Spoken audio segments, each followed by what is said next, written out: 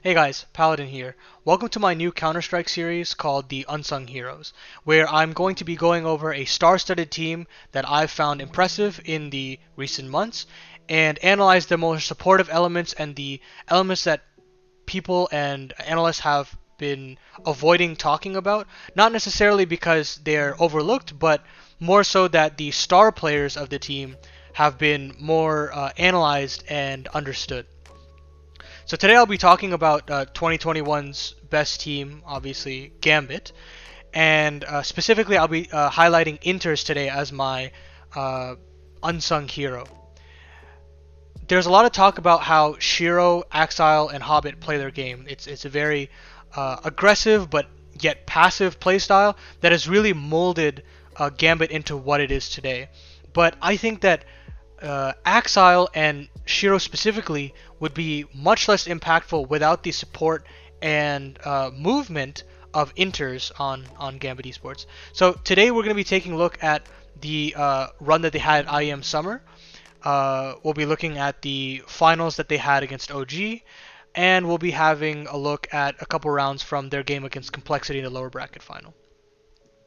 So as you can see here, Interz doesn't really jump off the page as a stats player. He has a pretty okay rating, but basically almost average. And his ADR is quite low, and his impact is quite low. And frankly, if you looked at this, you would probably think that maybe he is the weak link of the team, and that he could be replaced by, I don't know, somebody from Force, somebody from Navi, somebody from Spirit, another fragger. But I sincerely think that Gambit would not be the top one team that they are without a player like Interz on their team, who is very selfless in his play style and very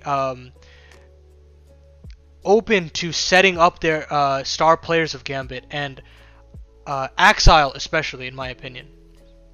So a couple stats to help contextualize how I think Interz has helped Gambit in the recent months, and then we'll delve into a more eye test heavy application of these stats. I think an important part of Interz's gameplay is his flash stats, and here we see that he's thrown around 0.66 flashes per round.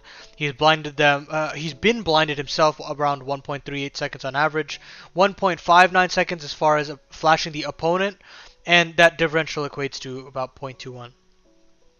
So looking at these stats, we can kind of figure out how often he's throwing these flashes, which isn't as often as other players are. So like you see, Sanji is a little bit more, Boomich, or sorry, actually a little less, but you see Boomich, his is really high, Tabson's pretty high, Nico's is pretty high, but you have to understand that Interz is very well known for the amount of information he's gaining as his primary objective, and as well as getting key positions of the map locked down through flashes. And this sets up players like Hobbit and Axile to make sure that they get those shutdowns that they need on the CZ side. So positions like the A ramp on Vertigo, short of overpass, these are all super important positions, but are very well negated by Interz because of how successful his flashback percentage is at 72%, and also with how long he's blinding these opponents. It's a no-brainer that this part of his gameplay should be replicated by more support players. So another stat that I think is important is the support rounds that Interz has done throughout IEM Summer.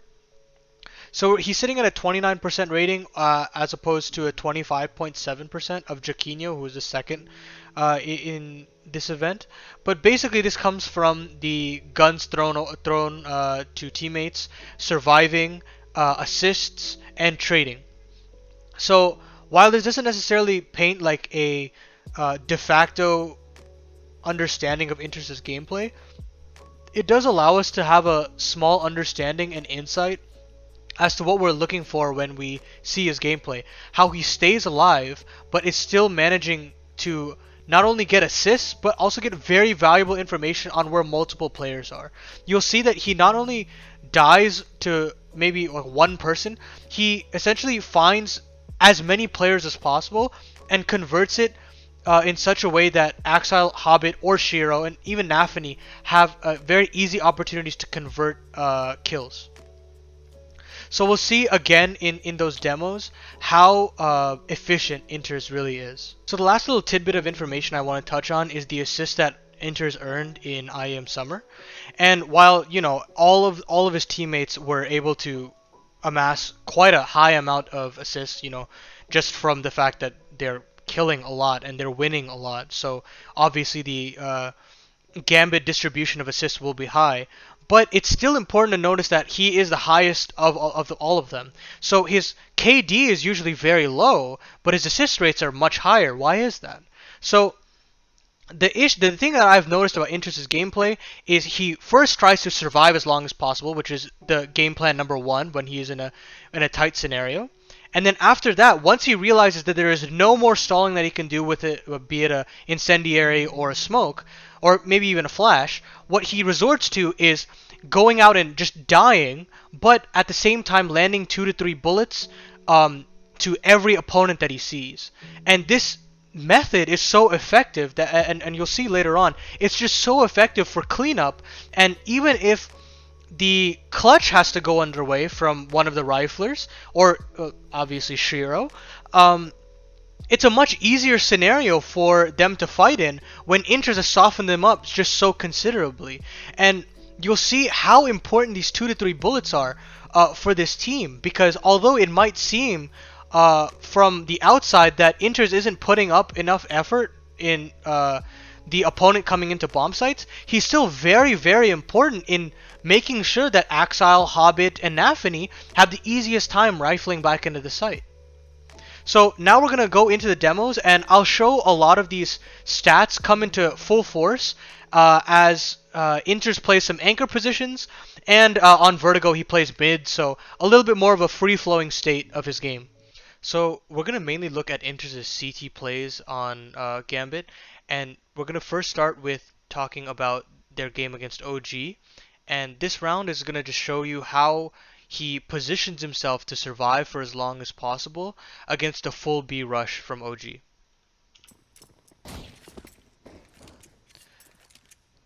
So you see here, he's purely playing for information, and as soon as he spots Valde and Flamesy, watch how he just dances around this side of the bomb site. You see here, now he hits 2 brilliant shots on the right side of the pillar, and now he knows the shots that have come from Mantu and Nico, that he has to be prepared and try to take one more body before the retake ensues for Gambit. And you see that one shot, it completely changes the dynamic of the round, and now once the bomb goes down, things are going to get way easier for Gambit. And you see clearly, now Nafany still has a kid in a smoke, Shiro is with him so they can trade effectively, and then you have also Hobbit coming in from cat side. So you see here, we'll split up a little bit. Nafany throws a smoke just to get some more space for them. And slowly but surely they inch their way forward. Hobbit climbs forward, he spots Alexi B's head. And now it's just going to be a matter of time until they finish him off.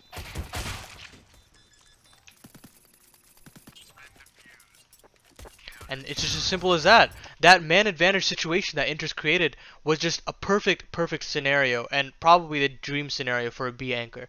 But you'll see later on that he kind of replicates this a lot, and it really helps Gambit have the best scenario in the retake situations. So now that OG have guns, we are now 4 more rounds deeper into the game, and Interz is now going to put on a show for us in this gun round, and really showcase again how now when he has utility, he can elevate his gameplay even more, and as play off of Axile's information.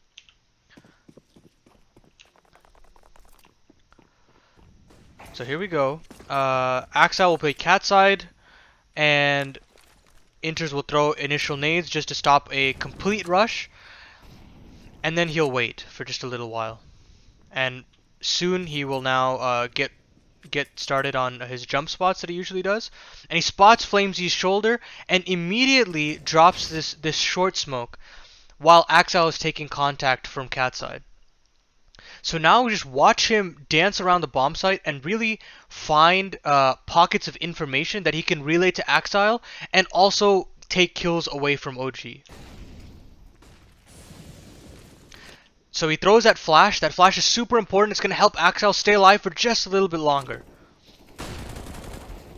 See, he gets another kill on Valde. Super valuable kill. And now Interz just tries to stay alive, and this smoke is really going to come in handy. Watch how he just slinks around it. Shiro gets another kill from Cat, and it's shut down by Interz just because of that smoke that he threw initially. So it's super important for support players to understand the value of a smoke and how much support you can give once you throw down a smoke. If you can get yourself into a prime position on the back of the bomb site that's a little bit more retake centered, it makes for a really good setup for your star players like Axile, who was able to take two kills in this round, just based off of one flash from Interz, and then just a straight up aim duel at the beginning of the rush. So I want to highlight a little bit of context before we get into this round. So the economy for OG here is a little unstable, so Valde decides to buy a hero AK and basically mess around with mid before they do a execute on the B site. So you'll see here they buy down just Valde on the AK and then just some light pistols and armor around them. And you'll see here that this mid control that they try to take through underpass really keeps Gambit honest, and from then on they start to get a little scared after Valde gets this kill here, and it starts to keep players like Hobbit honest here on ramp, and also players like Shiro here, who's really worried about connector. So having to maintain all of this control, it's left on only Interz to hold down the site here. So Alexi B says, okay, well, we've completely feigned the mid control, so let's now execute on B, and it's all up to Interz to survive as long as possible and take as many players down. Because clearly, if Interz goes down in this situation, it still might turn into a dicey situation that Gambit could lose, and OG could get back into the game. Clearly, we have to keep in mind that the score is 12-13. 13-13, we could potentially have a knock-on effect on the Gambit economy, and this game could quickly spiral out of control because there are not much more rounds left to play with. So Interz plays this very intelligently. Watch how he plays this. So he still hears nothing, and if you just wait a little bit longer, you'll start to get those sound cues. And there, Alexi B jumping down. And then he swings off of Shiro's contact. He gets one, he gets a half a kill on Mantu. And here, now the retake is a 3v2, we have superior weapons, and now they're just going to try to constrict them down into the back of the bomb site.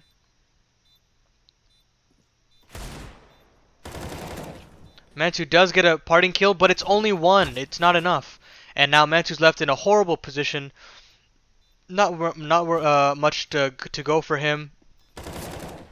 He does get a great kill on Hobbit, but he just doesn't have enough HP, and the round goes to Gambit. And obviously, the accolades must go to Hobbit and Shiro in that round for playing a brilliant retake.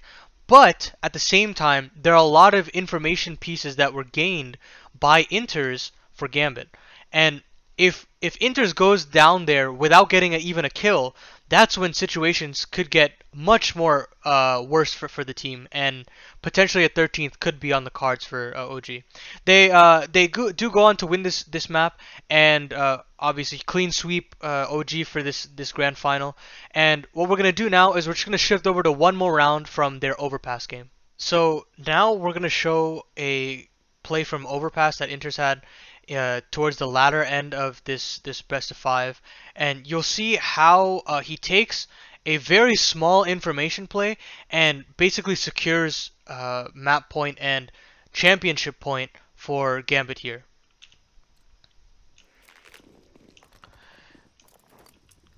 So first of all, he just drops his rush grenades, the incendiary, and then the smoke to boot. And while the smoke isn't the best, he does understand that there is a gap in it and plays it accordingly. So you'll see here as time goes on, he does get a sound cue from Alexi B. and then just anticipates something to come of it once the smoke dissipates, and he knows he's trapped on this side of the map. Luckily, Nafany comes over to smoke it off, and he's a little okay.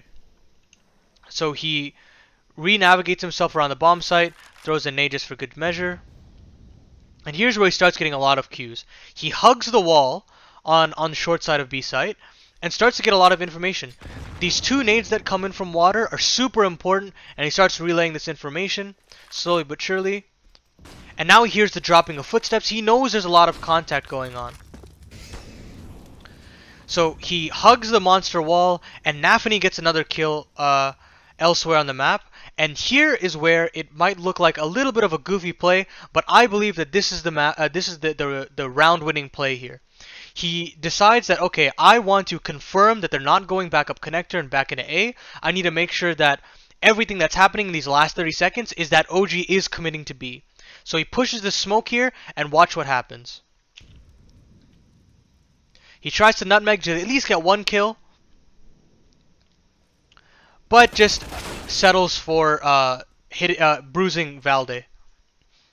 So now you see we're in a 3v3 situation, but now these rotations from Axile and Nafany can be immediate. They know that there are 20 seconds left, the bomb has been spotted, and there are 3 players left on OG. So clearly, now the rotations can be frantic and will easily be in Gambit's favor. So the micro plays start coming out.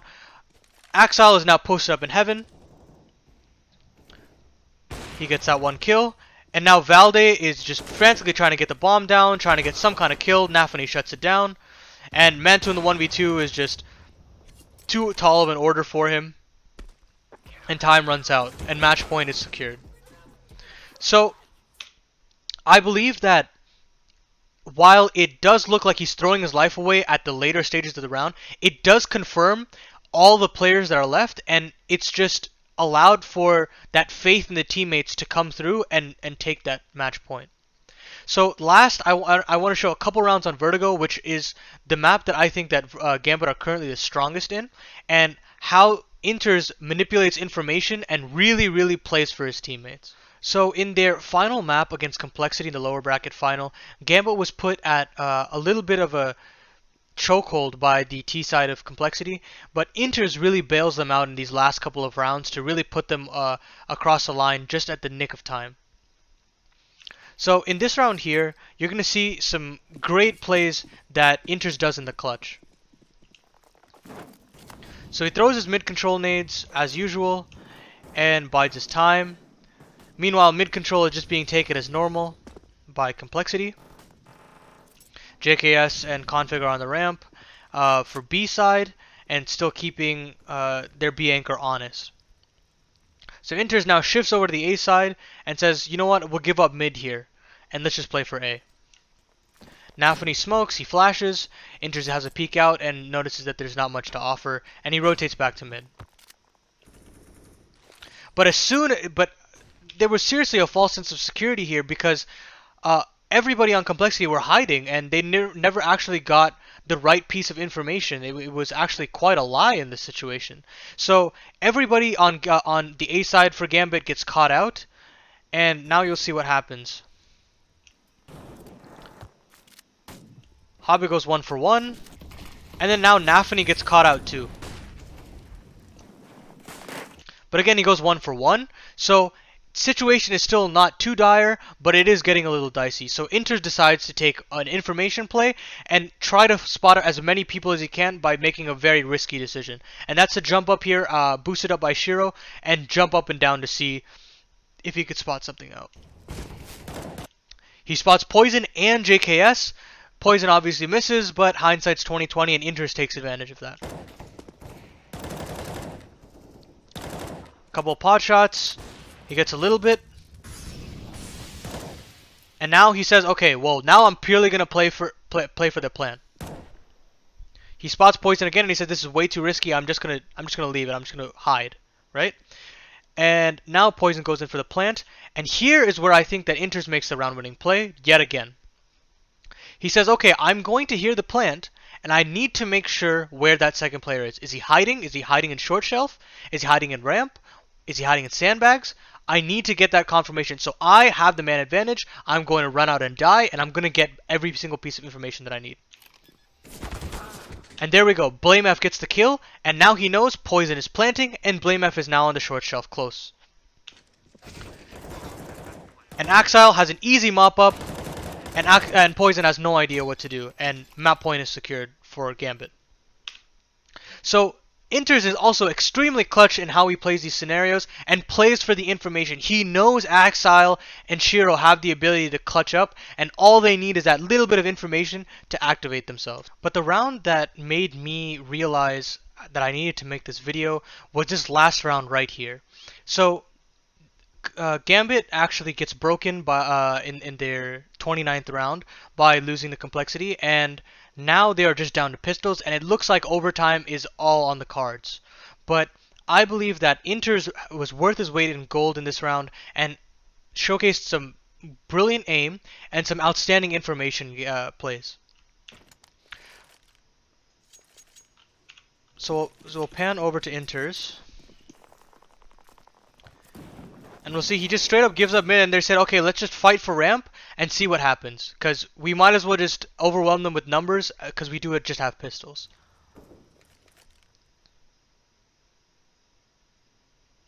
So they bide their time just a little bit, and Blamef starts walking up the short shelf. And here we go. Config and Poison walk up just ever so slightly. And his teammates start to take contact here. Interz hits 1, 2 great shots there.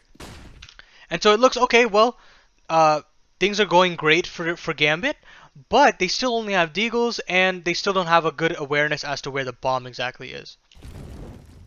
So Interz mollies off short shelf, he smokes off ramp, and he says, you know what, I need to make sure that mid is still secure and that JKS hasn't lurked his way out.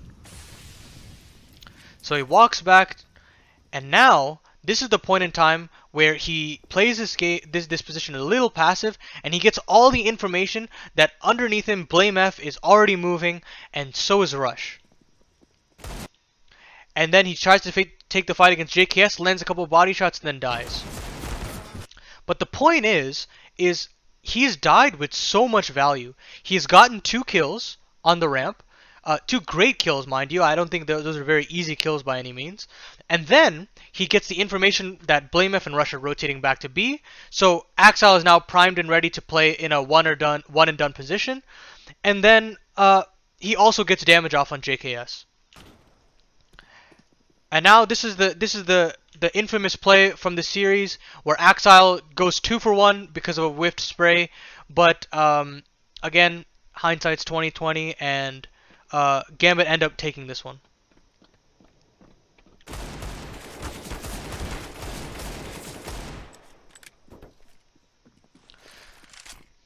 So it's just up to JKS now, and the clutch doesn't go his way. The crossfire is too strong for the Gambit boys, and they take the series by their skin of their teeth. And I truly think that this all came down to the effect of Interz on this team. So hopefully this brings a little bit more light to the understated player of Interz on Gambit, and hopefully you can incorporate some of the elements that he's done in his game into yours as well. So if you like this type of content, please hit the like button, subscribe for more content, and I'll see you guys in the next video.